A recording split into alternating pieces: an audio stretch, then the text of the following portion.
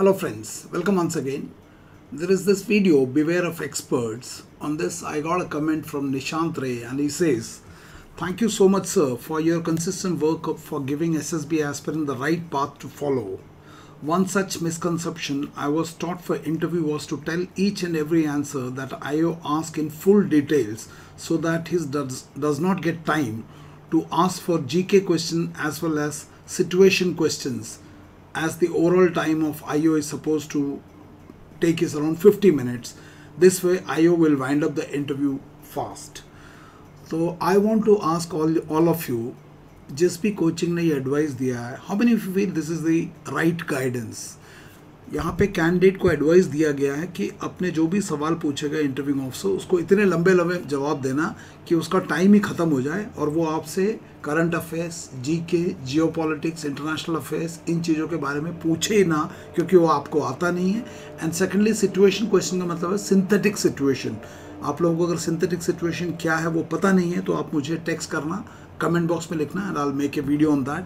सो IO का time को ऐसा उलझा के रखो कि उससे जो है आईओ आपके पास करंट अफेयर्स वो सब पूछेगा नहीं, उसका टाइम खत्म हो जाएगा, इंटरव्यू जल्दी जल्दी वाइंड अप कर देगा और आपको आईओ रेकमेंड कर देगा। Now this is an advice given to a candidate by a coaching centre.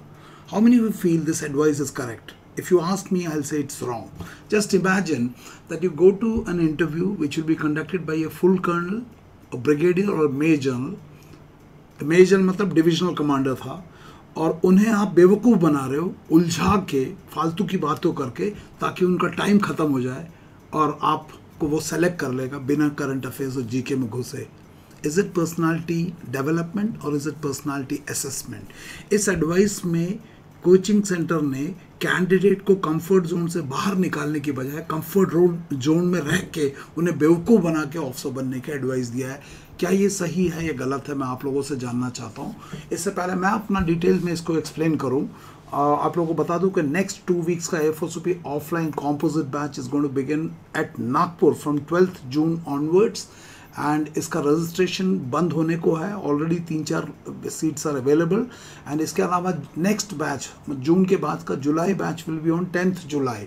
दोनों बैच का रजिस्ट्रेशन ओपन है। In case you wish to register, you can make a payment of 4,000 rupees as the advance registration fees. And now since समय बहुत कम है, you can Google Pay at 8275577650 and मेरा नाम आएगा Ganesh Babu. Can make the payment there and transaction के details को screenshot को 9511266172 पे व्हाट्सअप कर देना and give him a call so that he does other formalities. So act fast. Now let's come back to Nishant ka question. So this is the training that has been given to the candidate by the coaching center, and let's call it the tail side. Let's now see the head side कि DIPR ने interviewing officer को क्या बताया हुआ है।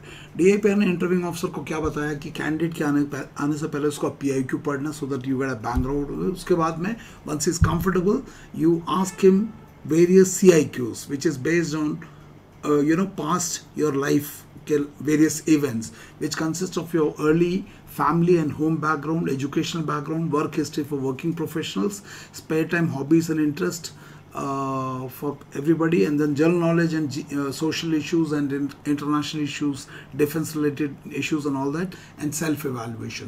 So there is a complete CIQ which the interviewing officer is going to definitely ask, और आपको उसके लिए प्रिपेयर करने की जगह the advice given is कि इसको प्रिपेयर नहीं करने की जरूरत है, आप इंटरव्यूइंग ऑफिसर को उलझा दो।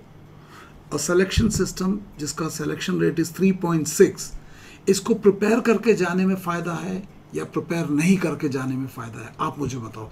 You may not want to do it, you may not want to prepare it, but will you be at advantage if you prepare it और if you follow this coaching advice? मुझे बताना।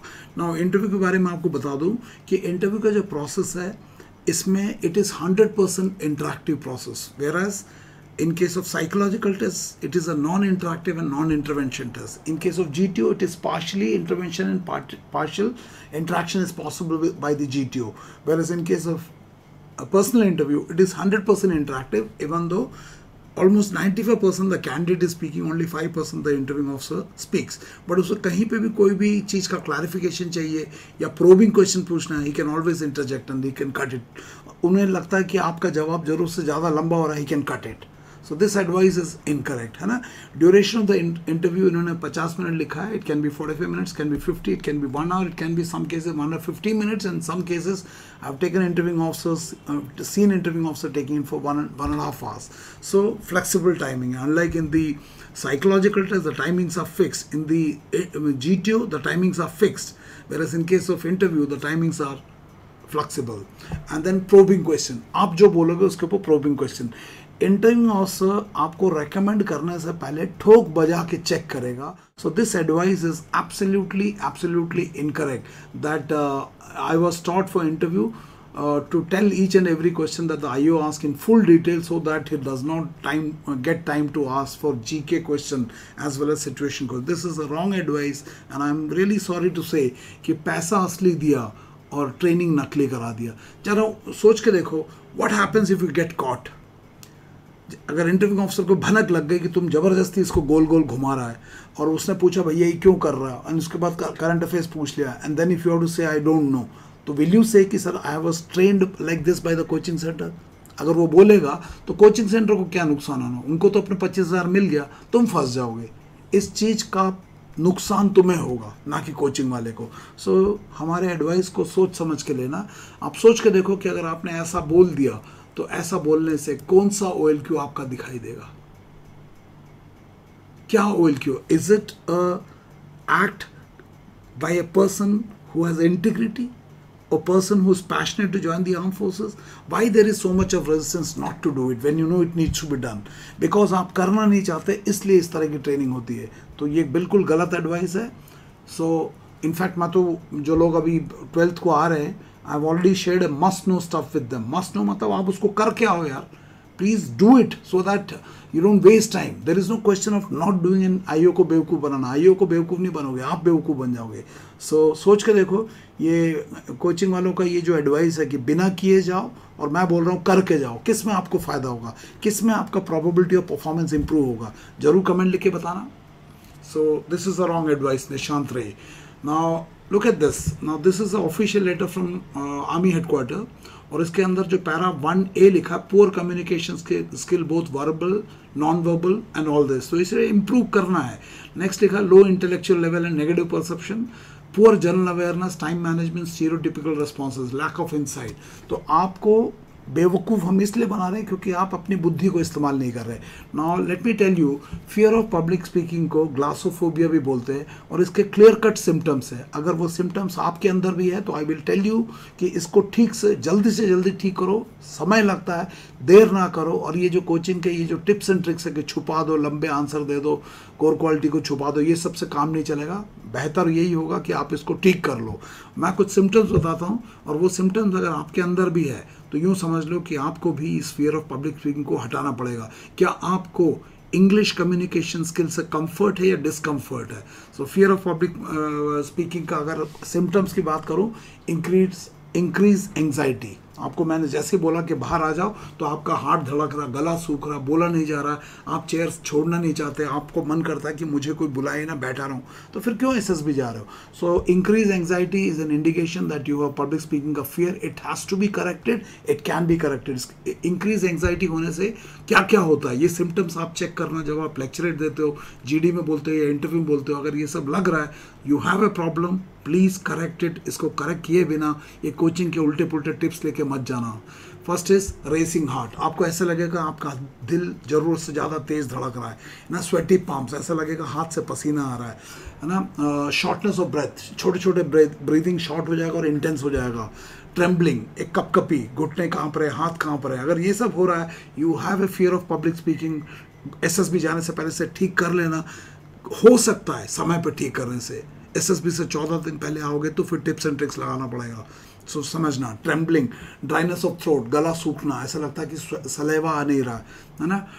Memory going blank, ऐसा लगता है कि साला मेरा पूरा याददाश्त ब्लैंक हो गया, कुछ वर्ड नहीं निकल रहा, कुछ याद नहीं हो रहा, सुन्न पड़ गया, है ना, feeling of butterflies in the stomach, पेट में ऐसा लगता है जैसे बटरफ्लाई उड़ रही है, अगर ये सब सिम्टम्स है, you have a problem of fear of public speaking and you have anxiety proneness to this can be corrected, समय रहते, छुपाने की कोशिश मत करना, अगर ये हो रहा है इसको करेक्ट करना है। Next is avoidance behaviour. For example coaching में जाते हैं, मेरे क्लास में होता है यार, anyone who is volunteer to come, कोई खड़ा ही नहीं होगा, सब एसएसबी जाके इनिशिएटिव दिखाना चाहते हैं, ऑफिसर क्वालिटी दिखाना चाहते हैं, लेकिन एक बंदा खड़ा नहीं होता, जब तक बोलोगे नहीं बंदा खड़ा नहीं होता। He wants to avoid rather than expose himself. Why are you so much caught up in your comfort zone? Break it, that advice is completely wrong, break that, please don't avoid it. Avoidance behaviour क्यों? क्योंकि मुझे बोलना पड़ेगा, so मैं बोलूँगा नहीं, so I agree with you, let's cooperate, इसी से काम चला रहा हूँ, सेलेक्ट नहीं होगा, इसमें कंटेंट कहाँ है। Next is panic attack. जैसे अपना नंबर आता है, पीपीएनडीटी में गला सूख रहा, बोलने का मन नहीं कर रहा, हाथ पांव कांप रहा, गले से इशारा कर रहा जीटीओ को, सर मैं नहीं बोलना चाहता, किस लिए जा रहे हो? लेक्चरेट में 2 मिनट में गला सूख के बंद हो जाता। अगर ये सब हो रहा है, please do not delay. I have already given you my number 8275577650। Get your registration done, come and we will remove it.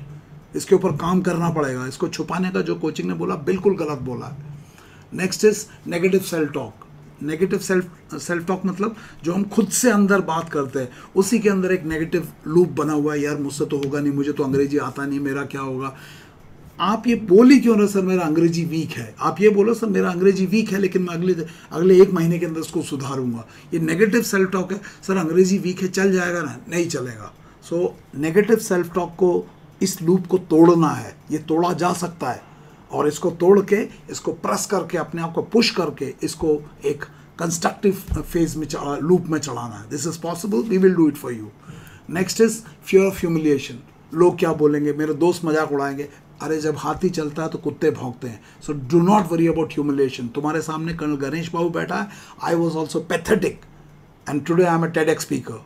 I go to multiple platforms and give my presentations and lecture, but मेरी भी हालत बहुत बुरी थी। अगर मैं बैठा रहता तो शायद ये नहीं होता। तो ये टिप्स एंड ट्रिक्स गलत है। जिसने भी एडवाइस दिया है कि आइयो को उलझा दो, कैसे बोलोगे जब बोल ही नहीं पाओगे? तो गलत बोला उन्होंने। Next is fear of embarrassment. Embarrassment मतलब मेरी बेइज्जती हो जाएगी। अरे इज्जत होगी तो बेइज्जती होगी ना, साला तुम बोल ही नहीं पा रहे, एसएसबी जा रहे तो उससे बड़ा बेइज्जती क्या है?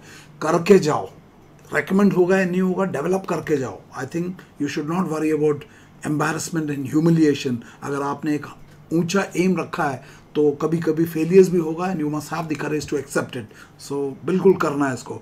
Difficulty in concentrating. आप अपने मन को एकाग्र कर ही नहीं सकते, बिकॉज आपको पता है कि मेरे को पब्लिक स्पीकिंग आता ही नहीं, इंग्लिश कम्युनिकेशन वीक है, तो मैं क्या कॉन्सेंट्रेट करूँ? स्ट्रेस बढ़ता रहेगा। अरे इसे ठीक करो, आपका कॉन्फिडेंस तो बढ़ेगा। सो नो, गलत कर रहे हो। Next is physical discomfort. Physically आपका बॉडी में डिस्कम्फर्ट दिखता है क्योंकि आपका पब्लिक स्पीकिंग ठीक नहीं है। आपका नंबर जैसे जैसे पीपीएनडीटी में आता है, घबराहट बढ़ती है क्योंकि अब मेरे को बोलना, अब मेरे को बोलना। अरे बोलना है तो प्रैक्टिस करना पड़ेगा। So this advice is completely wrong. अगर इसे ठीक नहीं करोगे, जैसा जैसा एज बढ़ेगा आप समाज से सोशली विड्रॉ करोगे, खासकर जहाँ पे लैंग्वेज स्किल्स चाहिए, इंग्लिश कम्युनिकेशन स्किल्स चाहिए। यूनिट में जाओगे, ऑफिसर बन जाओगे, छुप छुप के रहना पड़ेगा, क्योंकि बाहर आ जाओगे तो एक्सपोज हो जाओगे। क्या फ़ायदा है ऐसा ऑफिसर बनने का? सो ये गलत बोला है। आप सोच सकते हो फियर ऑफ पब्लिक स्पीकिंग का एसएसबी में कितना बुरा इम्पैक्ट पड़ सकता है अगर आप इसको ठीक ना करो तो। बिल्कुल गलत एडवाइस दिया जिस भी कोचिंग सर ने ये बोला है। And the best part is this can B improve bye practice. So I advise you, please improve it. This can be improved, and if it can be improved, there is no question of hiding it and interviewing officer को बेवकूफ़ बनाओ। तुम्हारा बेवकूफ़ बन जाकर उनका बेवकूफ़ बनाने जाओगे तो। so this is a wrong advice. so Nishant का ये जो एडवाइस है that interviewing officer को उलझा दो so that he does not ask GK and current affairs, no, I will say interviewing officer को पूछने दो, तुम तैयारी करके जाओ। युद्ध में जा रहे हो, बिना गोली के तुम उनको दुश्मन को बेवकूफ़ बनाओगे खाली खोखे के साथ? नहीं होगा। so this is a wrong advice. So once again, जिन लोगों का पब्लिक स्पीकिंग स्किल्स वीक है, कम्युनिकेशन स्किल वीक है, मस्ट नो स्टफ नहीं है, फियर ऑफ पब्लिक स्पीकिंग है, डो नॉट एक्सपेक्ट एसएसबी में आप जाओगे, स्टेज 1 भी नहीं निकलेगा। So best thing is 12th June का बैच है या 10th जुलाई का बैच है, register for that. I already told you, Google Pay का नंबर 8275577650, उस पर गूगल पे करो and come back on and meet you on 12th June 2023। आपको पता है this is a fully residential programme. You will get bus from the station, उसका details हम आपको बता देंगे, स्टेशन से लेकर कैंप तक का. And excellent vegetarian food will be served and training, extensive training. Public speaking की बात कर रहे हैं, छुपाएंगे नहीं, इसको डेवलप करेंगे. कम्युनिकेशन स्किल आता नहीं कोई बात नहीं, हम इसे ठीक करेंगे. करंट अफेयर्स आता नहीं कोई बात नहीं, हम डेवलप करेंगे. कंटेंट कम है कोई बात नहीं, डेवलप करेंगे. लेकिन बेवकूफ़ नहीं बनाएंगे एसएसबी को, क्योंकि वो आपको गलत गाइडेंस दे रहे हैं, गलत है वो. एंड उसके अलावा definitely recreational facilities and excellent adventure facilities are available. Most welcome. Google Pay के लिए 8275577650. Already told you 4,000 rupees the advance payment. Send your transaction detail to 9511266172. And I'll request you to subscribe to this channel, like it, share it, and do post your comments. Thank you, and may God bless you. Thank you very much.